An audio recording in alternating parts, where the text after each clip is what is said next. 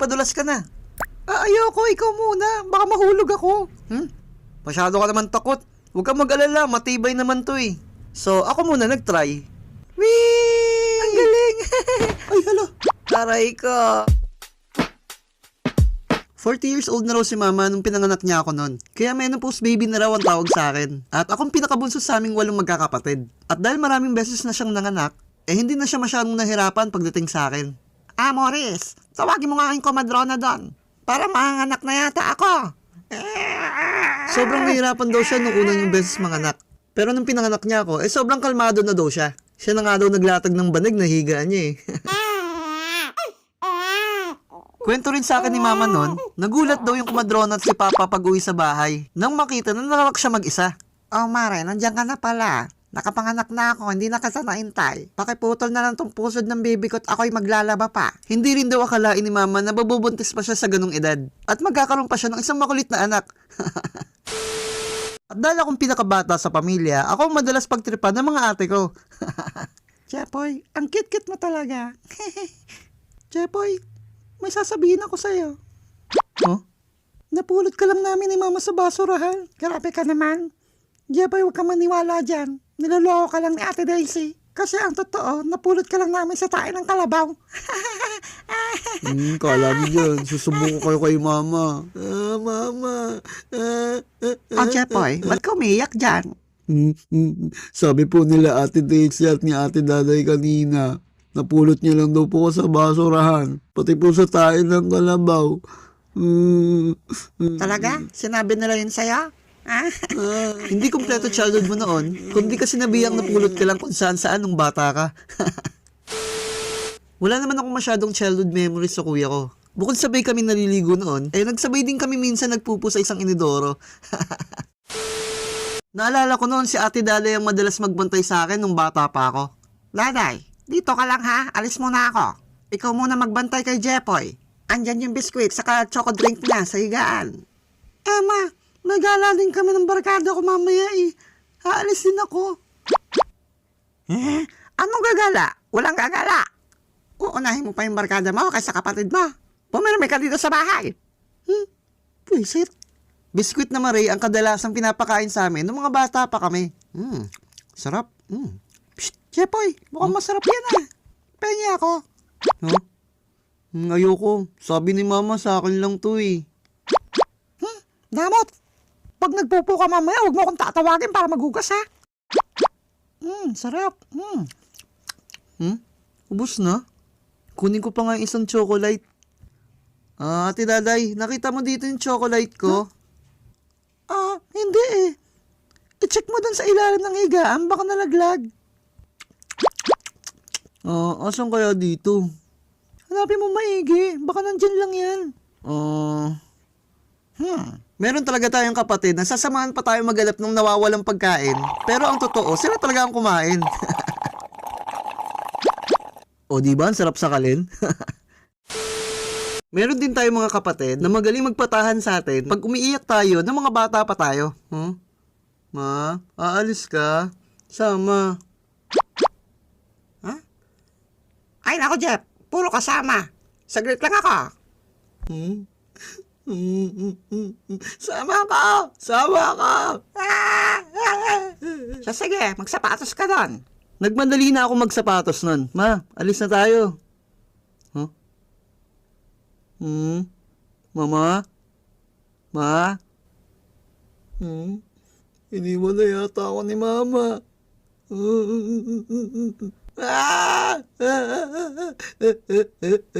Jepoy, huwag ka nang umiyak.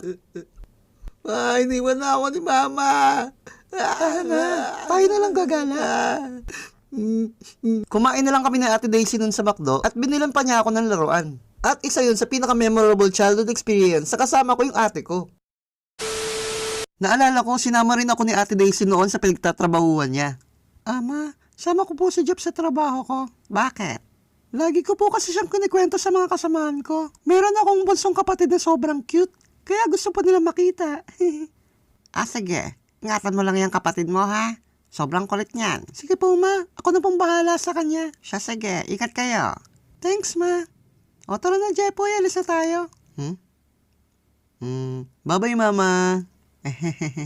Nagtatrabaho noon si Ate Daisy sa isang construction site ng ginagawang ospital sa may Alabang, pero alam ko office work lang siya doon. As usual, tuwa yung mga kasama niya nung makita ako. Ay, Daisy, ang kit-kit naman ng kapatid mo.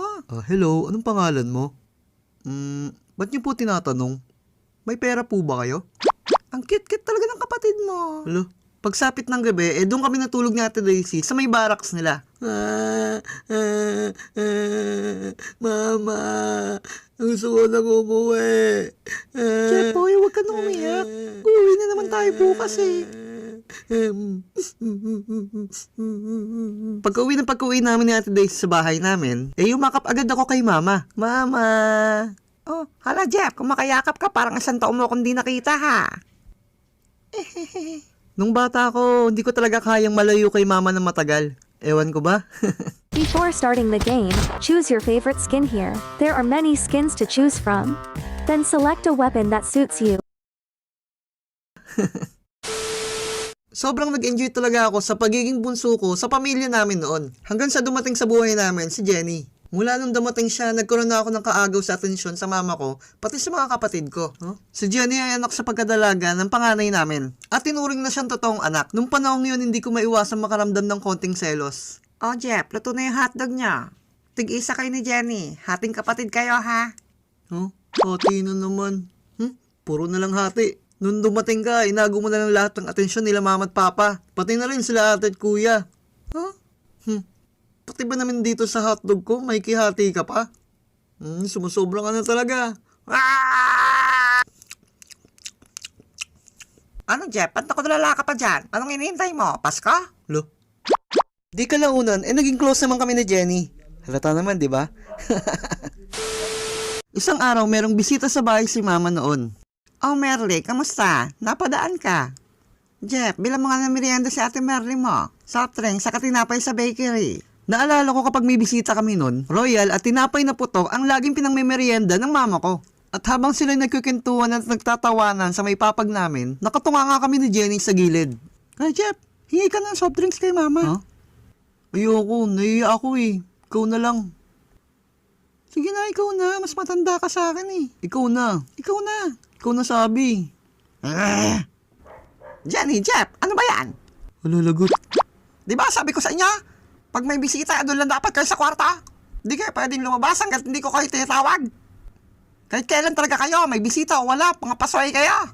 Lo, wala naman tayong kwarto mo kurtina lang. Doon kayo sa igaan.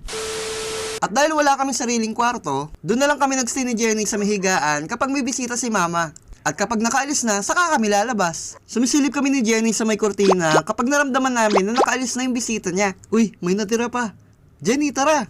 Tinitira na namin ng Jenny yung mga natirang soft drinks at tinapay pag nakaalis na yung bisita ni Mama. Naalala ko noon lagi lang kami nasa loob ng bahay ni Jenny. Jenny, Jeff, dito lang kayo ha? May pupuntahan lang ako. Pag may naghanap sa akin, sabihin niyo wala, kakaalis lang. Opo, Ma. Kapag kami lang ni Jenny naiiwan sa bahay, naghahanap kami ng pwede namin paglaruan. Rang!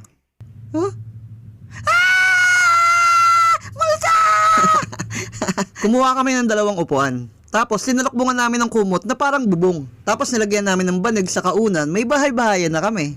Kuya Jeff, laro tayo. Kunyari, ako yung nanay. Tapos ako yung anak mo. Hindi, ikaw na lang yung aso ko, tatawag ka lang ng ganito. Arf, arf, arf, arf, arf, arf. Lo, nakakatawa yun. Mas bagay nga sa'yo maging aso Mukha kang chihuahua. One time, kumuha kami ng tuwalya sa aparador. Tapos sinuot namin na parang si Superman.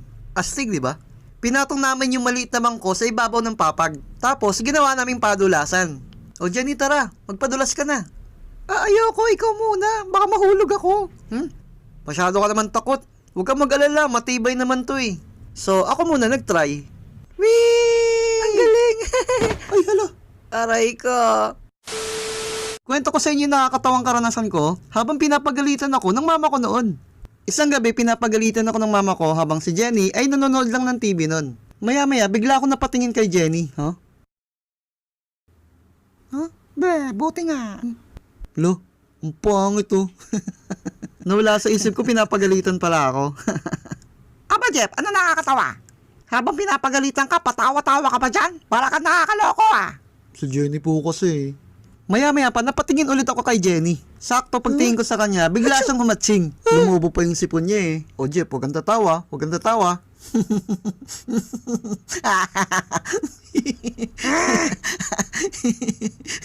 Huh? Aray ka! Ayun, nakambalos tuloy ako ni mama ng walis dahil kay Jenny. Sabi nila, mahalin natin ang ating mga kapatid dahil sila ang magiging katuwang natin sa buhay kung sakaling